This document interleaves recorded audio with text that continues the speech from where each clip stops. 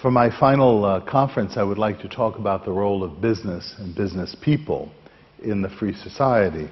I do this because I think in many respects, in our modern society, we're very sensitive to minorities, and I think rightly so. Anytime anyone makes a crude remark about a person's ethnic origin or is somehow insensitive to minorities, we rightly become upset. But the one group of people, and this may not be so much the case, I would hope not so much the case in Switzerland as in other parts of Europe and even in the United States, the one group of people who can be attacked without any redress, who can be attacked with impunity, are business people. One need only think about the way in which business people are portrayed in the media to see the prejudice that exists against business people. And this is the case especially among religious leaders. Religious leaders seem to have the idea that the world of wealth is like a pie, and that if someone has one large piece of the pie and another person has a smaller piece of the pie, that the problem is that somebody has taken the pieces of the pie away from those who have small pieces. This is what is called in economics a zero-sum game. And this is part of the perspective that people have when they preach against wealth. Now, it is true that in the scriptures, people are warned about wealth in terms of what they do with it. But it is not true that either in moral theology or in the scriptures that it's simply the existence of having resources that is a moral problem. The scriptures do not say that money is the source of all evil. It says that an inordinate attachment to money or the love of money is the root of all evil. So let's kind of go back to the beginning, and I want to touch again just lightly on some of the themes that I've already established, so that we see that in a Judeo-Christian worldview, the role of the business person is something that should be seen as a calling or a vocation, rather than as the evidence of the existence of sin. In this regard, I go back to the cosmology and anthropology that we find in the book of Genesis. The fact that the God who creates the heavens and the earth creates them good. So the material world is good. Man is placed in the context of a material world. The human person has a physical body that needs to have food, and in order to have food, you have to have systems of production to be able to consume that food, to be able to build houses, or produce clothing, or build shelters in which to live.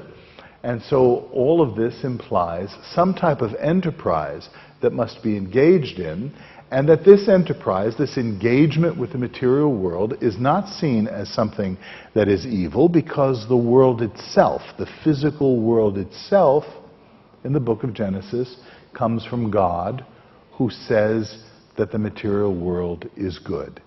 It is good because it emerges from Him in the first place. It is created ex nihilo, from nothing. And that the human person is a composite of both the material, the physical, and the spiritual.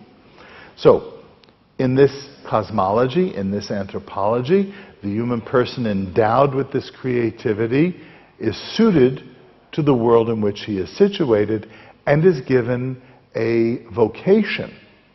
The word vocation, vocare, means to call. The human race is called to be in the image of God as the custodian, as the steward of creation. And in fact, the first words in the book of Genesis spoken to the human family is to multiply and to have dominion over the whole world. So in a sense, this vocation is a call to be enterprising, if you will. Now, we associate the word enterprising in a very different historical period than the one that I'm placing it in now, but my point is that from the beginning, the engagement with the material world was not seen to be a bad thing. And in fact, this notion is reiterated throughout the scriptures with the view, for instance, the parables that Jesus has of the good stewards, or the stewards that are entrusted with the master's wealth. You remember that one is given 10, one is given 5, one is given 1, and the master says, be industrious with these. The master goes away, and the one produces 100, another 50, and the other one, who had the 1, buries his talent and produces nothing because he is afraid. And this is the one who is condemned, the one who was creative, who was trusting, who was willing to risk, was praised. The one who was afraid of the master was the one who was condemned.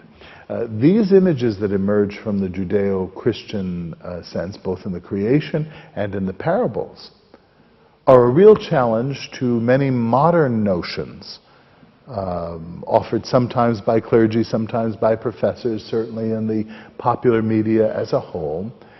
The notion that the more a person creates, the more they have exploited another person.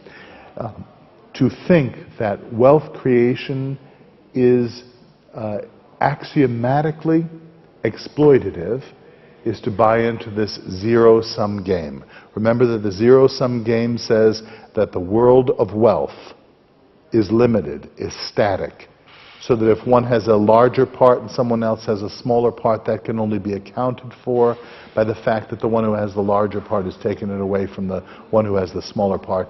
But that is a fallacy. That is not true. There's another way of looking at the world of wealth, and actually it's kind of the image that you see in the book of Genesis, that God creates the heavens and the earth so that the human person can create. In other words, rather than dividing up the pie, what if we make the pie bigger so that more and more people can have an opportunity to participate in this creativity? The responsibility for doing that falls to the business person.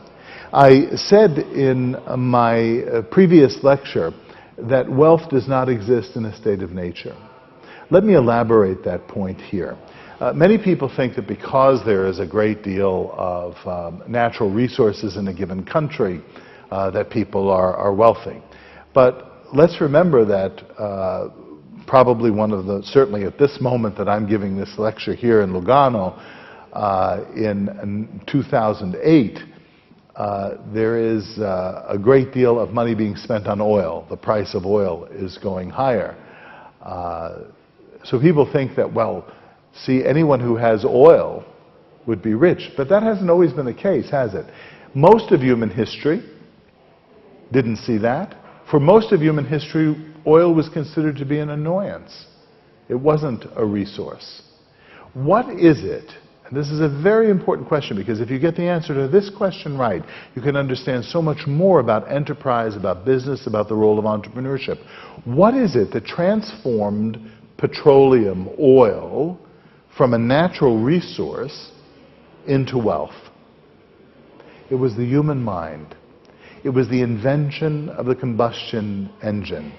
It transformed the oceans of oil that existed under the Middle East from being an annoyance. When you would step in it, it would be difficult to get off, into being what we call today black gold. It was the human inventiveness that transforms petroleum into energy, that places it at human service. Wealth is only created when it is placed at human service. The wealth that a person has in free exchange, I know that you could rob somebody on a street and become wealthy if you steal enough money from them, but that's not the kind of wealth creation I'm talking about. That is, in fact, exploitation. But the kind of free exchange that enables one to become wealthy comes through human service. A person cannot be wealthy in a market system as a market system unless one has offered something of value to another person. In this sense, economics speaks to us of subjective value. Now, it is true from a theological, moral point of view, not all value is subjective. There are some objective values that exist by virtue of the nature of reality. But the subjective values that become realized in a market economy are those values that people bring to the marketplace when they have needs for themselves and for others. And so they will purchase a good or a service that is offered by the person who has invented or in some way made themselves available to offer this good or service. The entrepreneur plays a particular role in this whole progressive economy to the extent that the entrepreneur is a kind of impresario, one who sees the various needs that exist in a culture and can bring together human cooperation in such a way as to produce the answer to those needs that people have. Israel Kirzner, who is an economist in the United States, refers to this as the discovery process. That what the entrepreneur does is really discover things that other people have overlooked. Like the first person to discover that oil could be transformed into petroleum, could be transformed into fuel, it could be transformed into propelling automobiles or buses in one way or another to serve human beings. Another similar revolution is going on right now as we speak. In fact, your ability to watch this is the result of this with an even more common substance than petroleum, and that is sand, silicone.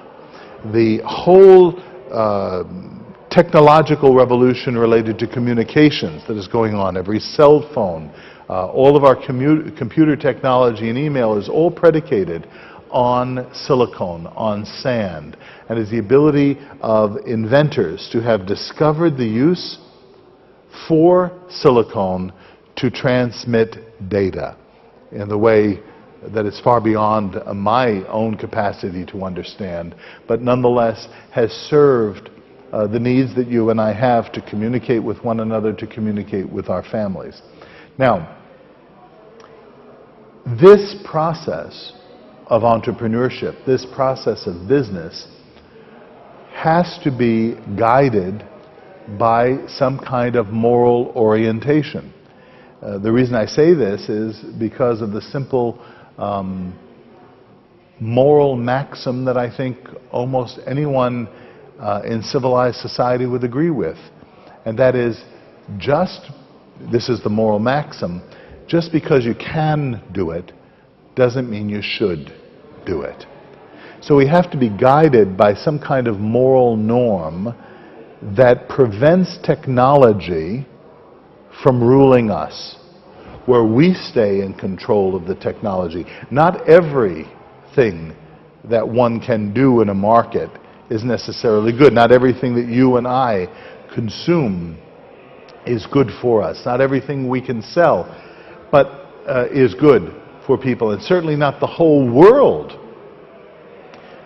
cannot be benefited by the fact that simply because things are available on a market that they're necessarily good. But sometimes things are good for one people that are bad for another. And more often than not, the best person to determine that is me, myself. I have to determine what limits I have on the food that I consume, or the alcohol that I consume, or the speed with which I drive. So that enterprise needs to be placed in a broader juridical, legal context, and in an even broader moral context, so that we understand enterprise to serve the common good. In Catholic social doctrine, we say that private property must always be placed at the disposal of the universal destination. What we mean by that is not the collectivization or socialization of private property, but private property that addresses itself to the needs of people in their particular circumstances. I happen to think that private property protected by law can better do this than socialized property or political property. And my reason for believing this is just simply to observe the history of the past century, where property was conserved, where property was socialized and really not placed at human service. I'm thinking, of course, of the Soviet Union or experiments with National Socialism and corporatism and various economic systems that approximated the control of and the decision-making by bureaucrats and politicians over the lives and economic decision-making of others. So let me conclude by summing this up and saying this, that entrepreneurship is a responsibility. Entrepreneurship can be a vocation from God. This is not to say that because one has the vocation to be creative and industrious, that one can do anything one wants. In fact, with the great talents that God places at the disposal of a business person come great responsibilities, awesome moral responsibilities. Very often associated with business is the notion of greed. And of course, let me just say that greed can exist in any economic system. Poor people can be greedy, rich people can be greedy. So the notion of greed is not intrinsically associated with economic productivity, even though in the popular mindset it often is. But the fact is that God has entrusted to people talents, which He expects them to be creative with, productive with, generous with, and industrious with. And my hope is that those who are creative and productive, industrious, will understand that these are gifts that have been entrusted to them for the common good. And that one day we will all stand before the judgment seat of God, who will ask us what we have done with the talents He's entrusted to us. And I certainly hope we hear Him say to us what He said to the servants in Matthew's Gospel. Well done, good and faithful servant. You have proven yourself faithful in small things. Enter now into your Master's joy. Thank you very much.